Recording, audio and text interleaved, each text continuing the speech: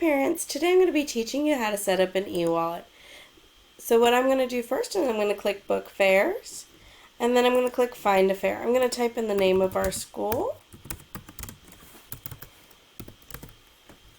and I'm going to click Select School. Once I've done that, I'm going to scroll down to where you see this e-wallet button, and you're going to click Get Started. You're going to click Create e-wallet. Now, if you don't already have a Scholastic account, you're going to want to click this register button, and it's going to ask you for your first name, your last name, and your email address. I already have an account, so when I'm going to go to create eWallet, I'm going to type in my email right there. I'm going to type in my password, and it's going to bring up this slide. So it's going to ask for my first name, my last name, your optional teacher's first name, teacher's last name, and the grade level. So I'm going to type in my information.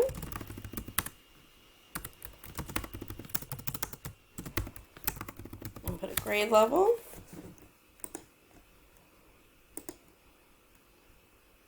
And I'm going to click Create eWallet. Once you've created your eWallet, you have 3 different options. Your first is Fund with Credit Card. This is a way you can just put funds from your credit card or your debit card onto your child's eWallet account. You don't have to worry about them bringing cash or losing money. It's a safe, secure way to do it.